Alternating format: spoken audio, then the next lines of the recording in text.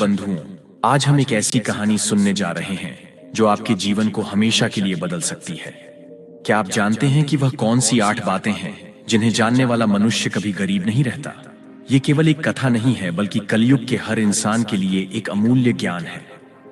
इस कहानी को पूरे मन और दिल से सुनने वाले के घर में कभी कोई क्लेश उत्पन्न नहीं होता। हमेशा सुख और शांति बनी रहती है और माता लक्ष्मी का सदा आगमन होता है। जिसके घर में रोज झगड़े और क्लेश होते हैं वहां बरकत नहीं होती, माता लक्ष्मी का आगमन नहीं होता।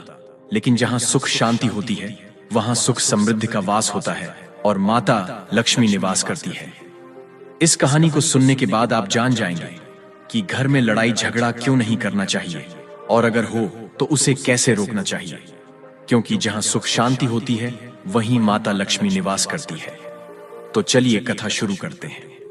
लेकिन आगे बढ़ने से पहले एक महत्वपूर्ण बात जान लीजिए। गरुड़ पुराण में कहा गया है कि जब कोई ज्ञानवर्धक या दिव्य कथा सुनाई जा रही हो तो उस पर अविश्वास करना या उसे अधूरा छोड़ना भी एक प्रकार का पाप है। ऐसा करने से उस कथा से मिलने वाला पुण्य फल कभी प्राप्त नहीं होता। इसलिए इस कथा को पूरे विश्वास और ध्यान से अंत तक सुनिएगा। एक बार भगवान शिव जी के पास एक बूढ़ी चिड़िया आती है। तब भगवान शिव बूढ़ी चिड़िया से कहते हैं, हे बूढ़ी चिड़िया, आज आप हमारे यहाँ किस प्रयोजन से पधारे हैं? तब बूढ़ी चिड़िया कहती है, हे प्रभु, मैं आपके पास अपने एक प्रश्न के निवारण के लिए आई हूं। भगवान शिव कहते हैं, कहो बूढ़ी चिड़िया, आपका कौन सा इतना अति आवश्यक प्रश्न आन पड़ा है जिसकी वजह से आप आज हमारे पास पधारी हैं? तब बूढ़ी चिड़िया कहती है, हे भगवान, मुझे मनुष्यों के कल्याण के लिए आपसे 8 बातें जाननी हैं जो प्रत्येक मनुष्य के लिए अति आवश्यक हो, जिससे कलयुग के प्रत्येक मनुष्य का कल्याण हो सके। भगवान शिव कहते हैं, हे बूढ़ी चिड़िया, आज आपने सच में संसार के कल्याण हेतु अति आवश्यक प्रश्न किया है। आपके द्वारा पूछे गए प्रश्न की वजह से संपूर्ण धरती लोक के मनुष्य का जीवन सफल हो जाएगा। परंतु हे बूढ़ी चिड़िया, मैं आपको इस प्रश्न का उत्तर एक कथा के माध्यम से दूंगा। तब बूढ़ी चिड़िया कहती है, हे भगवान, आप उस कथा को कहिए। मैं आपके द्वारा सुनाई गई कथा को पूरा अंत तक सुनूंगी और संपूर्ण लोक जगत में विख्यात भी करूंगी। तब भगवान शिव कहते हैं, हे बूढ़ी चिड़िया, आज तुम्हें एक अमीर बहन और गरीब भाई की कथा सुनाता हूं। आज की कथा सुनकर तुम्हें पता चल जाएगा कि एक भाई और बहन का रिश्ता कैसा होता है और हर एक बहन और भाई को अपना रिश्ता कैसे निभाना चाहिए। साथ ही साथ तुम्हें आज की इस कथा में जानने को मिलेगा कि आखिर मनुष्य गरीब क्यों हो जाता है। वह कौन से कारण हैं जिनकी वजह से मनुष्य गरीब हो जाता है।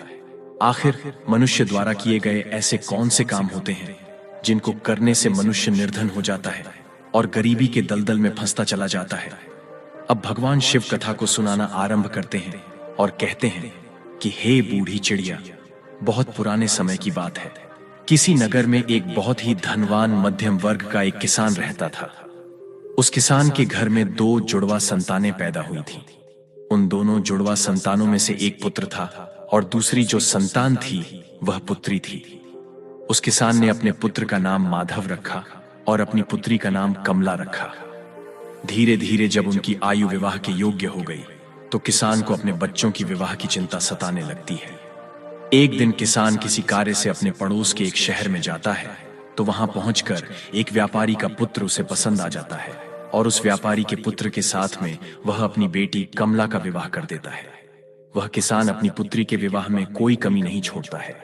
इस प्रकार से कमला अपने पिता के यहाँ से विदा होकर अपने ससुराल चली जाती है। उस किसान ने अपनी बेटी को विदा करने के बाद वह अपने पुत्र के विवाह के बारे में सोचने लगता है। उसके मन में यह चल रहा था कि बेटी तो मेरी अपने घर की हो गई, अब मुझे अपने पुत्र का विवाह कर देना चाहिए।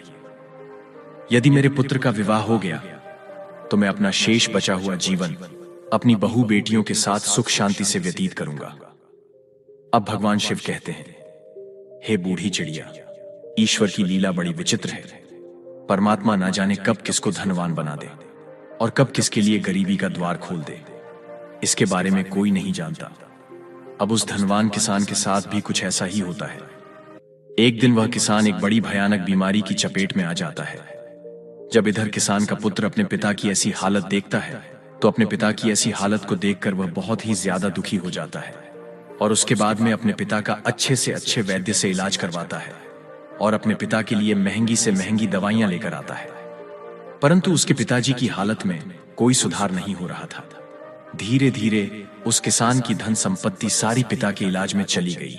इस प्रकार अपने पिता का इलाज कराते हुए उस किसान का पुत्र अब गरीबी के कगार पर आकर खड़ा हो जाता है, परंतु फिर भी पिता की हालत में किसी प्रकार का कोई सुधार नहीं होता। जब कोई भी दवाई उस किसान की बीमारी में काम नहीं करती तो एक दिन वह किसान अपने बेटे को अपने पास बुलाता है और अपने बेटा माधव से कहता है, हे पुत्र, जब भी कोई काम मनुष्य के सामर्थ्य से बाहर हो जाए या फिर उस काम का कोई समाधान न मिले तो फिर ऐसे समय में उस काम को ईश्वर के भरोसे छोड़ देना चाहिए। इसीलिए पुत्र, अब तुम मेरी चिंता छोड़ो और तुम अब अपने भविष्य के बारे में सोचो। मेरा क्या है, आज नहीं तो कल मुझे इस संसार को छोड़कर जाना ही है, परंतु तुम्हारे सामने तो तुम्हारी पूरी जिंदगी पड़ी है। मैंने तो अपने दिन बहुत ही अच्छे से जिए हैं, इसीलिए हे पुत्र, अब तुम मेरी चिंता करना छोड़ो और अपना विवाह करके अपनी घर गृहस्थी बसा लो। अपने पिता के मुख से इन बातों को सुनकर माधव एकदम चुप हो जाता है।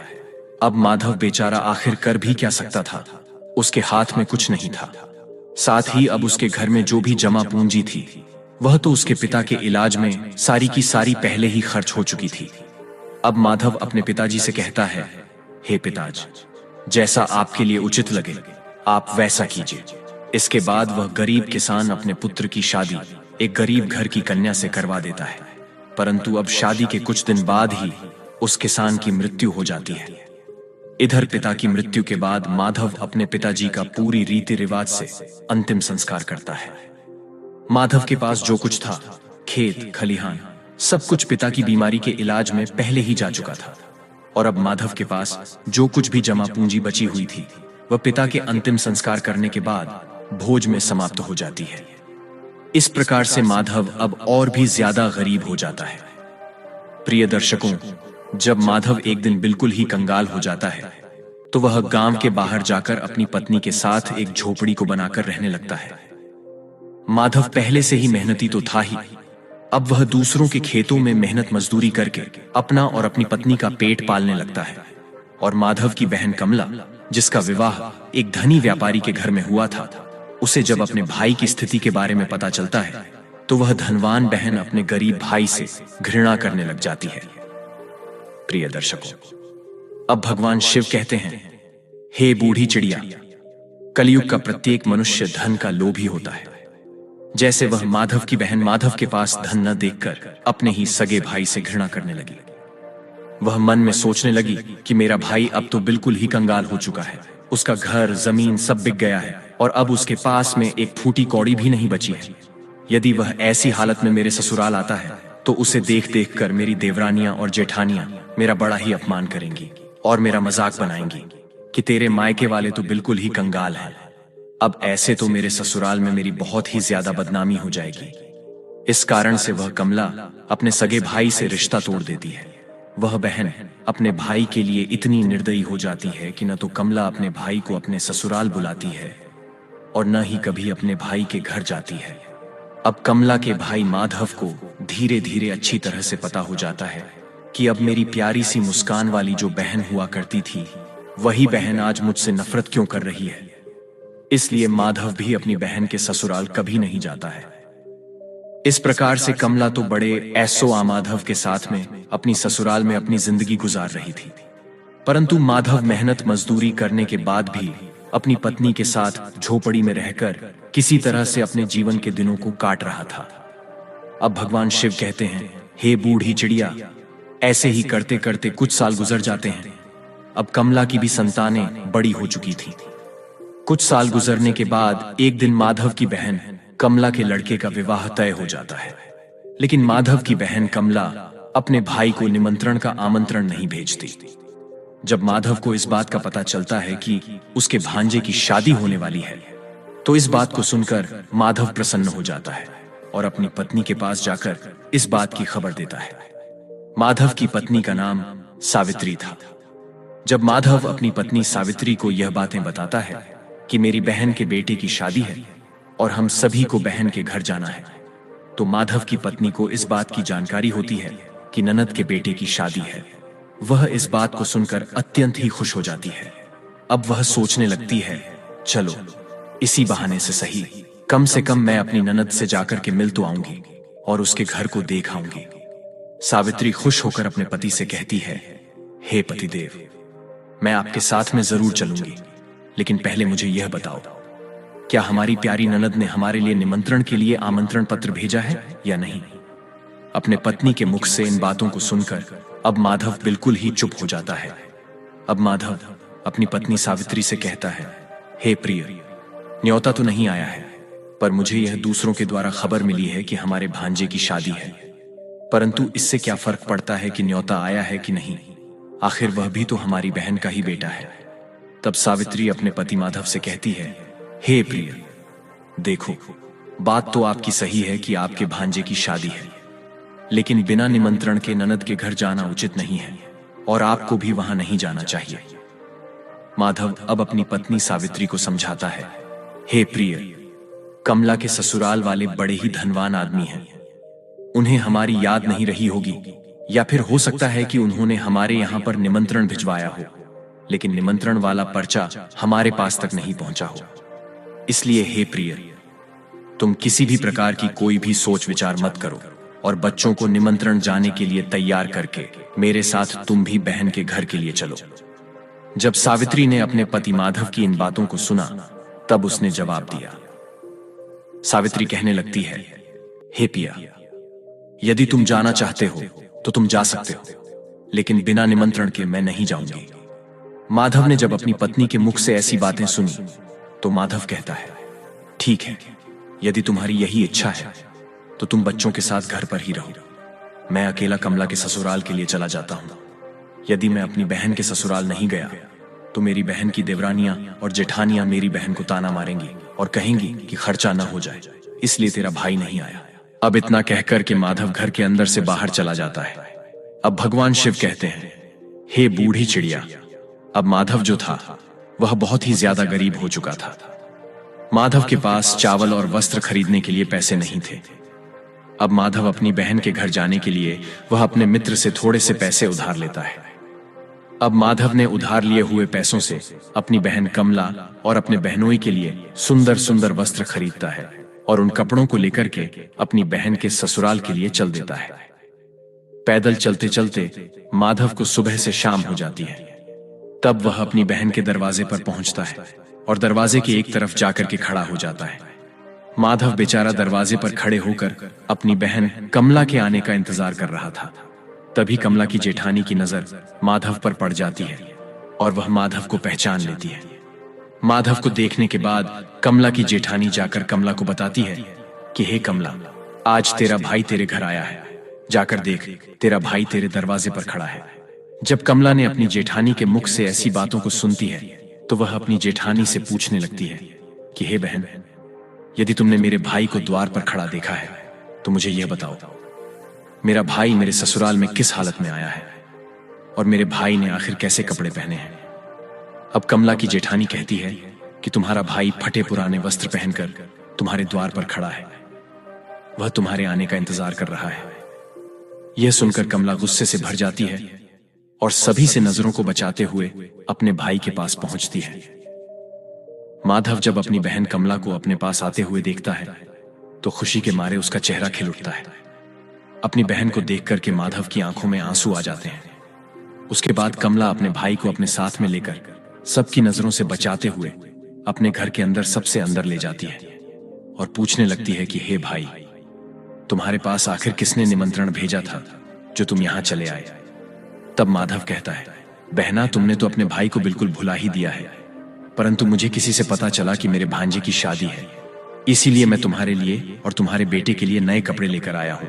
अपने भाई के मुख से इन बातों को सुनकर के कमला कहने लगती है, हे भाई, तुम्हें इस तरीके से बेशर्म की तरह मेरे घर नहीं आना चाहिए था। तुम इस तरीके से फटे पुराने कपड़े पहनकर मेरे घर तक चले आए, यह मेरे लिए बड़े लाज की बात है। कम से कम अपनी नहीं तो मेरी इज्जत, मेरे मान सम्मान का ख्याल तो किया होता। आखिर तुम्हारी तो कोई इज्जत नहीं, कम से कम तुमने हमारी इज्जत के बारे में तो सोचा होता। कमला के मुंह से ऐसे कटु शब्द सुनकर वह मजबूर भाई का कलेजा छलनी हो जाता है। अब भगवान शिव कहते हैं, हे बूढ़ी चिड़िया।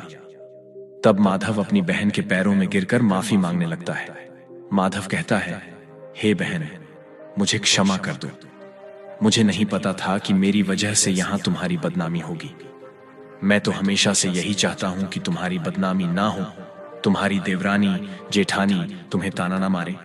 इसीलिए तो मैं तुम्हारे लिए नए वस्त्र लेकर आया हूं। यदि मुझे यह बात पहले ही पता होती कि तुम मेरी वजह से इतनी आहत हो जाओगी कि तुम्हें मेरे आने से इतना बुरा लगेगा, तो मैं तुम्हारे दरवाजे पर कभी नहीं आता।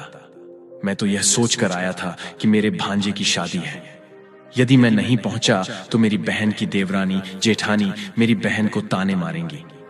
कमला का माधव की बातों को सुनकर गुस्सा जब थोड़ा सा शांत होता है, तब वह माधव से कहती है, चलो, जब तुम आ ही गए हो तो मेरी एक बात तुम कान खोलकर सुन लो। जब तक मेरे बेटे की शादी नहीं हो जाती, तब तक इस जगह पर बंद रहना और भूलकर भी इस कमरे से बाहर निकलने की गलती मत करना, वरना तुम्हें देखकर लोग कहेंगे, कमला का भाई तो भिखारी है। जब सभी मेहमानों के लिए भोजन बन जाएगा तो मैं तुम्हें भोजन की थाली इस कमरे में पहुंचा दूंगी। तुम भोजन खाकर के चुपचाप पिछले दरवाजे से अपने घर को चले जाए। माधव कहता है, ठीक है बहना, मैं आज रात को ही तुम्हारे घर से अपने गांव के लिए चला जाऊंगा, मगर मेरी तुमसे एक विनती है। मैं तुम्हारे लिए और जीजा जी के लिए जो कपड़े लाया हूं, तुम उन कपड़ों को रख लो। उन्हें मैं तुम्हारे लिए बड़े प्यार से लाया हूं। कमला अपने भाई से कपड़ों को लेकर कमरे के बाहर चली जाती है और जाते समय बाहर से उस कमरे की कुंडी लगा जाती है।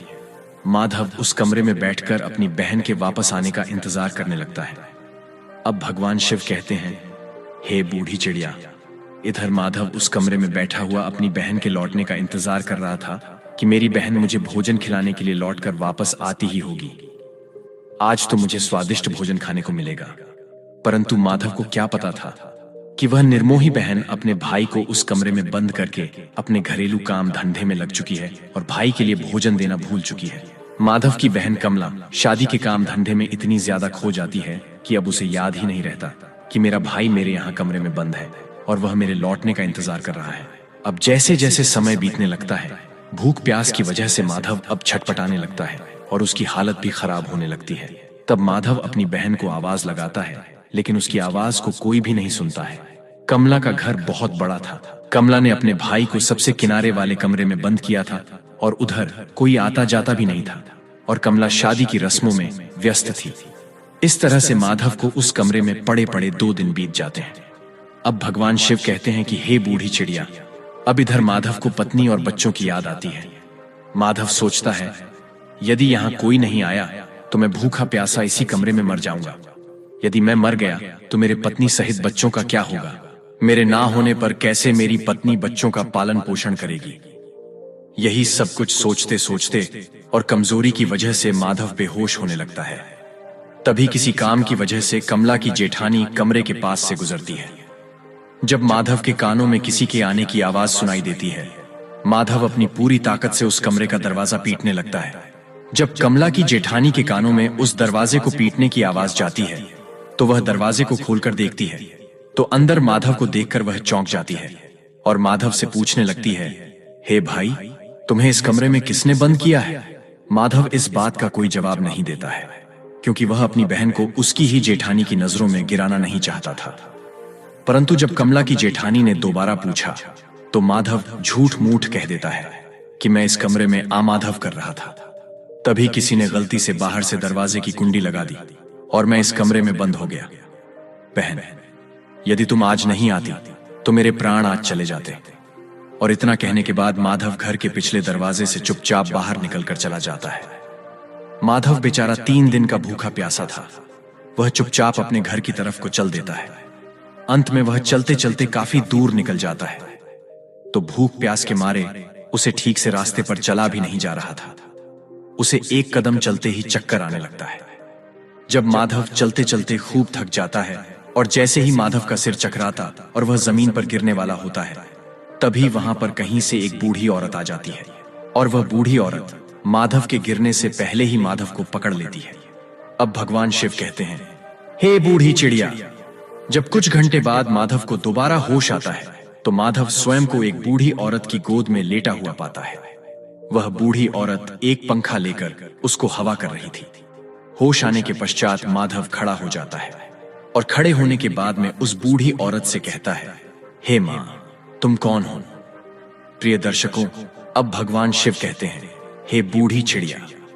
जिस बूढ़ी मां की गोद में वह बेचारा माधव लेटा हुआ था, वह बूढ़ी मां साक्षात देवी मां थी, क्योंकि माधव की पत्नी सावित्री रोज उस देवी मां की पूजा किया करती थी और पूर्ण श्रद्धा से, भाव से देवी मां की भक्ति किया करती थी।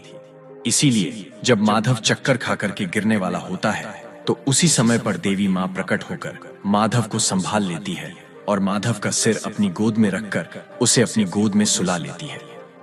जब माधव को होश आता है तो वह देवी माता को प्रणाम करके कहता है, हे देवी मां, तुम कौन हो? अब भगवान शिव कहते हैं कि हे बूढ़ी चिड़िया।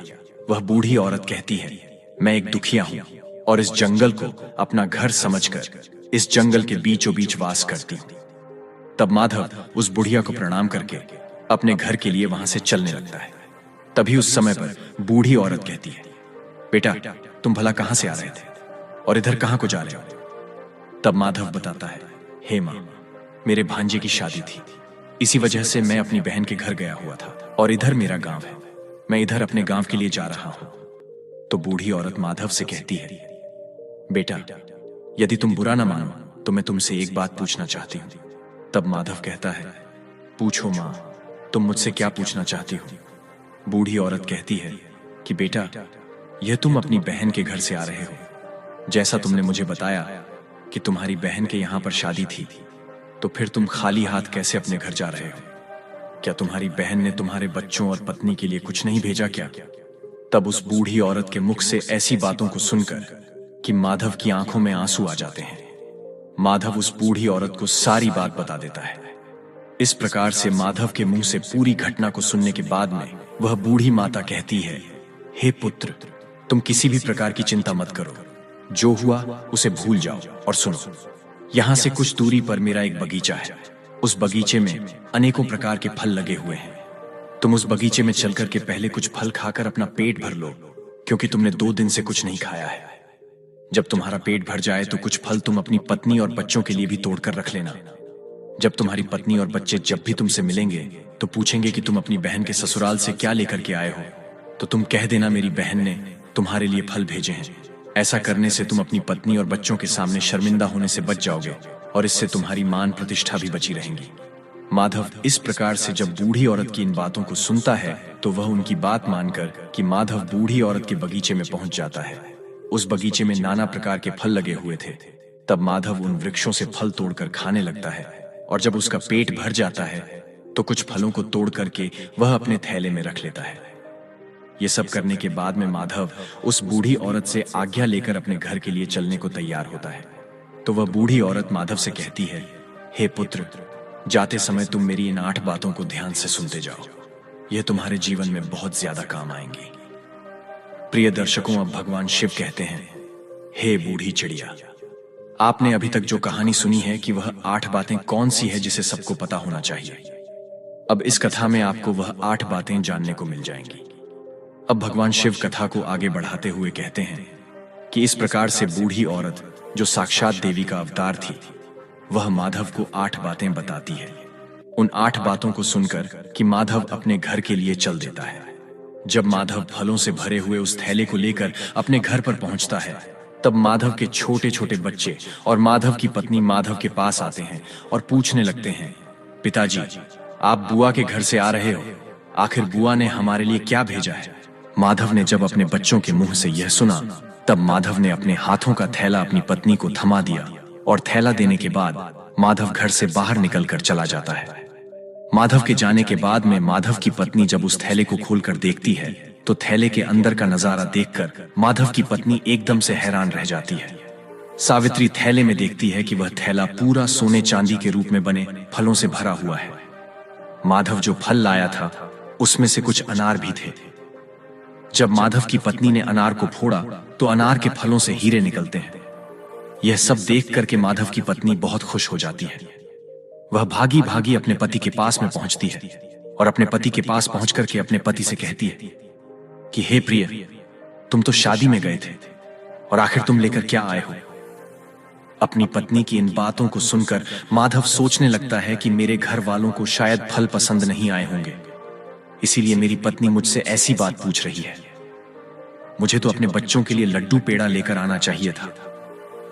तब माधव अपनी पत्नी से कहता है, हे प्रिय, बहन ने जो कुछ भी भेजा है वह मैंने लाकर तुम्हें दे दिया। अब जो कुछ भी थैले में है उसे ही बच्चों को बांट कर दे दो। तब पत्नी कहती है, हे प्रिय, पहले तुम घर के अंदर चलो और घर पर चलकर देखो तो तुम्हारी बहन ने तुम्हारे लिए क्या भेजा है। यह कहकर सावित्री अपने पति के हाथ को पकड़कर घर के भीतर ले जाती है और अपने पति से कहती है, इसे जरा देखिए तो सही, आखिर हमारी ननद ने हमारे लिए क्या भेजा है। और इतना कहकर सावित्री माधव के सामने थैले को पलट देती है। थैला पलटते ही अंदर से हीरे, मोती, सोना, चांदी निकलते हैं। सावित्री कहती है कि आखिर हमारी ननद ने तो हमारा भाग्य ही बदल दिया। उन्होंने फलों में छुपा करके हीरे मोती भेजे हैं। जब यह नजारा माधव देखता है तो उसे समझ आ जाता है कि मुझे जो रास्ते में जो बूढ़ी औरत मिली थी वह कोई साधारण औरत नहीं थी। वह बूढ़ी औरत कोई देवी मां थी। लेकिन इस बारे में माधव अपनी पत्नी से कुछ भी नहीं बताता है और मन ही मन उस बूढ़ी औरत का धन्यवाद करता है। अब इस प्रकार से माधव को बहुत सारा धन मिल जाता है। माधव पहले की तरह फिर से धनवान बन जाता है। कुछ समय बाद माधव अपनी पत्नी और बच्चों के लिए एक अच्छा सा आलीशान महल बनवाता है और बड़ी शान और शौकत के साथ राजा महाराजाओं की तरह उस महल में रहने लगता है। और सभी नगर के लोग भी माधव को ऐसा देखकर कि उसका मान सम्मान करने लगते हैं। धीरे धीरे करके इधर जब माधव का महल तैयार हो जाता है, जब उसकी राजा महाराजाओं जैसी शान और शौकत हो जाती है, तो एक दिन माधव की पत्नी सावित्री अपने पति से कहती है कि हे प्रिय, बहुत ही जल्द सावन का महीना आने वाला है और सावन के महीने में सभी स्त्रियां अपने पिता के घर जाती हैं, इसलिए तुम भी अपनी बहन के ससुराल जाओ और मेरी ननद को मेरे घर बुला कर लाओ। इसी बहाने से वह अपने पीहर को घूम जाएंगी। इसी बहाने से मैं भी अपनी ननद से मिल लूंगी। माधव जब अपनी पत्नी की ऐसी बात सुनता है तो माधव अपनी पत्नी के कहने पर एक बार फिर से अपनी बहन के ससुराल चल देता है और कुछ समय के बाद ही अपनी बहन के ससुराल पहुंच जाता है। अब माधव एक बार फिर से अपनी बहन के उसी दरवाजे पर जाकर खड़ा हो जाता है जिस दरवाजे पर वह कुछ दिन पहले आकर के खड़ा हुआ था। उसी समय पर कमला की जेठानी घर से बाहर निकलती है और बाहर का नजारा देख करके वह तुरंत ही दौड़ी दौड़ी कमला के पास में चली जाती है और कमला से कहती है कि हे कमला बहन, आज भी तेरा भाई आया है। अपनी जेठानी के मुख से इस बात को सुनकर कमला कहने लगती है, हे बहन, कोई भी भिखारी मेरा भाई नहीं हो सकता। मेरा कोई भाई नहीं है। दरअसल कमला ऐसा इसलिए कह रही थी क्योंकि कमला इस बार भी अपने भाई को वही भिखारी ही समझ रही थी। लेकिन जब उसकी जेठानी बताती है कि कमला, तुम्हारा भाई आज भिखारियों की तरह नहीं, राजा महाराजाओं की तरह आया है। तुम्हारे भाई को देखकर ऐसा लग रहा है मानो जैसे वह किसी देश का राजा महाराजा हो। तुम्हारे भाई के आगे पीछे सैनिक हैं। तुम्हारे दरवाजे पर एक बड़ी सुंदर सजी हुई रथ गाड़ी खड़ी है। भला एक बार जाकर तो देखो। अब कमला ने अपनी जेठानी के मुख से इन बातों को सुनती है तो उसे अपनी जेठानी की बातों पर किसी प्रकार का कोई यकीन नहीं होता है और सच्चाई जानने के लिए अपने भाई को छुप कर देखने लगती है। जैसे ही कमला ने अपने भाई के उस रूप को देखा तो अपने भाई के ठाठ बांट को देख करके कमला एकदम चकित रह गई। वह सोचने लगती है कि कल तक तो मेरा भाई बिल्कुल ही भिखारी था, उसके पास तो पहनने के लिए वस्त्र भी नहीं थे, फिर अचानक एकदम से वह इतना अमीर कैसे बन गया। अब तो माधव की बहन कमला आरती का थाल सजाकर अपने भाई की आरती उतारने लगती है। उसके बाद में कमला अपने भाई का बड़े ही आदर के साथ अपने घर में बुलाकर ले जाती है और अपने भाई से कहती है, हे भैया, मुझे क्षमा कर दीजिए। मेरी वजह से तुम्हें बहुत ज्यादा कष्ट और शर्मिंदगी उठानी पड़ी है। अपनी बहन के मुख से इन बातों को सुनकर माधव कहने लगता है कि बहना, कोई बात नहीं, उस समय पर हमारे दिन कुछ अच्छे नहीं थे। तुम्हारी गलतियों के लिए मैंने तुम्हें पहले ही क्षमा कर दिया था। बहन, अब तुम इन बातों को छोड़ो और मेरे साथ मेरे घर चलने की तैयारी करो। बहन, मैं तुम्हें बुलवाने के लिए आया हूं। अब तुम्हें मेरे साथ में मेरे घर चलना है। तुम्हारी भाभी ने तुम्हें बुलवाने के लिए मुझे भेजा है। इतना सुनकर कि कमला अब खुशी खुशी अपने भाई के घर पर चलने के लिए तैयार हो जाती है और तैयार होकर कि कमला अपने भाई के रथ में बैठ जाती है। इस तरीके से जब माधव की बहन अपने पीहर में पहुंचती है तो अपने भाई की शान और शौकत को देखकर एकदम से दंग रह जाती है। वह देखती है कि एक भव्य आलीशान महल है और महल के अंदर अनेक प्रकार के नौकर चाकर लगे हैं और अन्न के भंडार भरे हुए हैं। कमला अपने भाई की ऐसी स्थिति को देखकर एकदम से हैरान रह जाती है और महल में पहुंचने के बाद माधव की पत्नी भी अपनी ननद की खूब सेवा करती है। 7 दिनों तक अपनी पलकों पर बिठाकर रखती है। माधव की पत्नी सावित्री को लगता था कि यह सब शानो शौकत हमारी ननद की वजह से है। अपनी ननद की मदद के कारण ही हम इस मुकाम पर पहुंचे हैं, क्योंकि माधव ने कभी अपनी पत्नी को अपने अमीर होने की बात नहीं बताई थी। क्योंकि अब माधव वह जानता था कि यह सब कमला की वजह से नहीं, देवी मां के आशीर्वाद से हुआ है। माधव की पत्नी सावित्री इस बात से अवगत नहीं थी। यह सोचकर कि सावित्री अपनी ननद की खूब ज्यादा सेवा करती है और अपनी ननद का खूब ख्याल रखती है। कुछ दिन बीतने के बाद जब माधव की बहन अपने ससुराल जाने को तैयार होती है तो माधव की पत्नी सावित्री अपने पति से कहती है कि हे प्रिय, कल तुम्हारी बहन अपने घर जाएगी, इसलिए तुम बाजार जाओ और बाजार जाकर अपनी बहन के लिए कोई अच्छा सा तोहफा लेकर आओ। अपनी पत्नी की इन बातों को सुनकर माधव घर से चला जाता है और माधव एक मोची की दुकान पर पहुंचता है और मोची से कहता है, हे मोची भाई, मुझे अपनी बहन के लिए बोलने वाली जूती बनवानी है। क्या तुम मेरी बहन के लिए बोलने वाली जूती बना सकते हो? मोची कहता है, हे सेठ, मैं बोलने वाली जूती तो बना दूंगा, लेकिन उसके बनवाने की बहुत कीमत लगेगी। तब माधव कहता है, अब वह मोची से कहता है, भाई, मैं तुम्हें मुंह मांगा पैसा दूंगा, लेकिन तुम ऐसी जूतियां बना दो कि वे जूतियां जब भी मेरी बहन पहनकर चले तो वे जूतियां बारी बारी से मैं आपको जो यह 8 बातें बताने वाला हूं उन 8 बातों को बोलें। इसके बाद मोची को माधव व ज्ञान की 8 बातें बताता है, जो बातें उसे उस बूढ़ी औरत ने चलते समय बताई थी। अब भगवान शिव कहते हैं कि हे बूढ़ी चिड़िया। अब माधव मोची से कहता है कि हे मोची भाई, अब मैं तुम्हें वह ज्ञान की बातें बताता हूं। इस प्रकार से माधव बाड़ी बाड़ी से वे बातें मोची को बताता है। माधव कहता है, बात ज्ञान की है, कहीं मान तू मत। भूल होती है अज्ञानता, निर्धनता का मूल समय भरोसे, बैठता रहता सदा गरीब, बिना कर्म बदले नहीं उसका कभी नसीब, आलस्य कर रहता सदा जो परिवर्तनहीन, वही कर्म फिर करे कहे स्वयं को, दीन नहीं गरीबी से बड़ा है कोई और अभिशाप हासिल करके, ज्ञान की कर लो दूर अब आप दो समय को दो नहीं बनो, मजबूर कर्म साधना से जुटो करो गरीबी, दूर कर्म भी नहीं करता को से सदा नसीब, भाग्य भरोसे बैठता मानव रहे, गरीब अज्ञानी पर ही सदा करे, गरीबी सदा वार विजय होता, युद्ध में ज्ञान सदा हथियार। और सबसे आखिरी और सबसे खास बात बताते हुए माधव कहता है कि हे मोची भाई, मेरी बहन जब 8वां कदम रखे तो जूतियां बस यही बात बोले। पैसों के बाजार में बदल गई तहजीब, धन दौलत से जुड़ रहे रिश्ते हुए गरीब की, पैसों के बाजार में बदल गई तहजीब, धन दौलत से जुड़ रहे रिश्ते हुए गरीब। इधर माधव मोची से कहता है कि हे मोची भाई, ऐसी 8 बातें बोलने वाली मुझे जूतियां बना दो।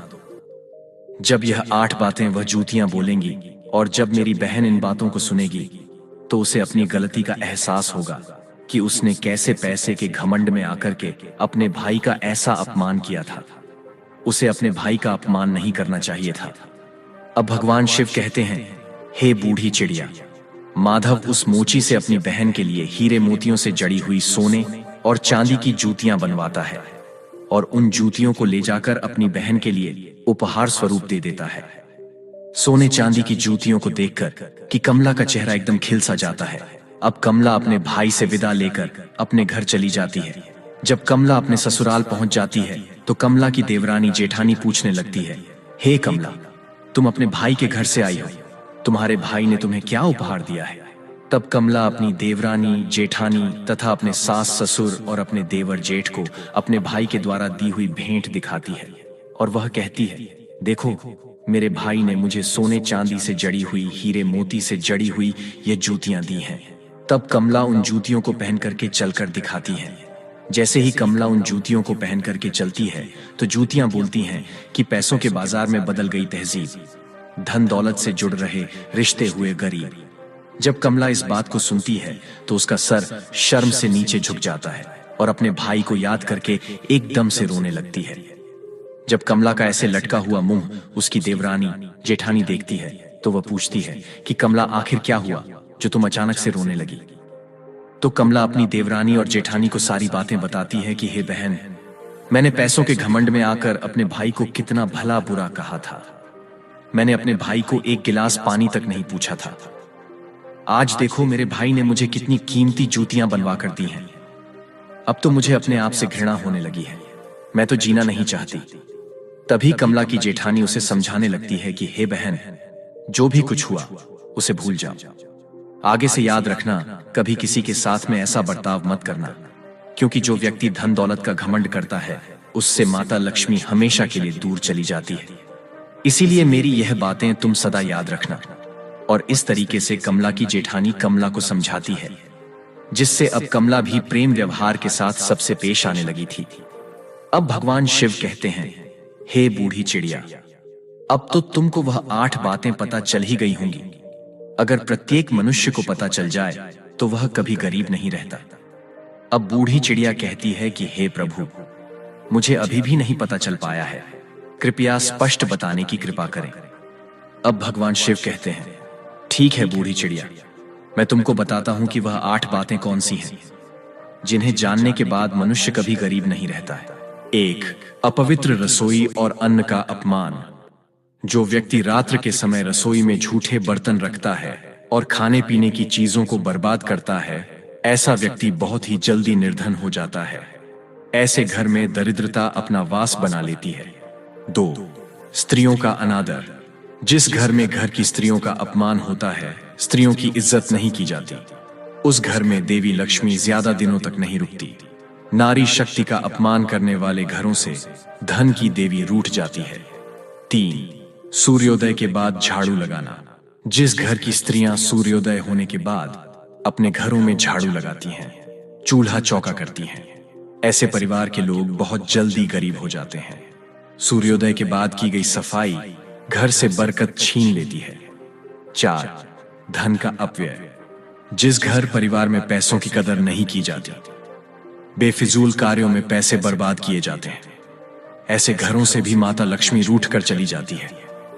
धन का सम्मान करना ही उसे अपने पास रोके रखना है। 5. छठा, कर्तव्यहीनता और टाल मटोल। जिस घर के लोग अपने कर्तव्यों का पालन नहीं करते, जो अपने कार्यों को कल पर टालते रहते हैं, उन लोगों के घरों से भी माता साथ। बड़ों का अनादर। जिस घर परिवार के लोग अपने से बड़े लोगों की इज्जत नहीं करते, अपने से बड़ों का कहना नहीं मानते या फिर अपने से बड़ों से कटु शब्द बोलते हैं, ऐसे लोगों को भी गरीबी का सामना करना पड़ता है। वे भी निर्धनता के हकदार होते हैं। बड़ों का आशीर्वाद ही धन समृद्धि लाता है। 8. मेहमानों का अपमान और खाली हाथ लौटाना। जिस घर में परिवार के लोग अपने मेहमानों का सम्मान नहीं करते, अपने मेहमानों का आदर भाव नहीं करते या फिर अपने दरवाजे से किसी भी मनुष्य को खाली हाथ लौटा देते हैं, ऐसे लोगों के यहां से भी माता लक्ष्मी नाराज होकर चली जाती है। अतिथि देवो भव का पालन न करने वाले घर में लक्ष्मी का वास नहीं होता। अब जो भी मनुष्य इन 8 बातों को हमेशा गांठ में बांध कर रखता है, उसका भाग्य उसी तरह से उज्जवल हो जाता है जैसे माधव का भाग्य उज्जवल हुआ। अब भगवान शिव कहते हैं, हे बूढ़ी चिड़िया, अब तो आपको आपके प्रश्न का उत्तर भी मिल गया होगा और उन 8 बातों के बारे में भी पता चल गया होगा। तब बूढ़ी चिड़िया कहती हैं, हे भोलेनाथ, आपके आशीर्वाद से मुझे सब कुछ मालूम हो गया है। आपका मुझे इस प्रकार का ज्ञान देने के लिए सत सत नमन। प्रिय दर्शकों, इस प्रकार माया का कभी घमंड नहीं करना चाहिए। ईश्वर ना जाने कब किसके लिए गरीबी का द्वार खोल दे और कब किसके लिए अमीरी का द्वार खोल दे, इस बात का किसी को पता नहीं है। यह बात उस मनुष्य के समझ में भी आ जाती है कि पैसों के घमंड में आकर कभी भी किसी का अपमान या अनादर नहीं करना चाहिए। तो प्रिय दर्शकों, आपको हमारे वीडियो के द्वारा दिया गया ज्ञान कैसा लगा? कृपया हमें कमेंट करके अवश्य बताइएगा। साथ ही आप सभी से विनम्र निवेदन है कि हमारे चैनल को भी सब्सक्राइब अवश्य कर लेना और जितना हो सके इस वीडियो को शेयर करें ताकि सभी को इसके बारे में पता चल सके। प्रिय दर्शकों, वीडियो को यहां तक देखने के लिए आप सभी का दिल से धन्यवाद।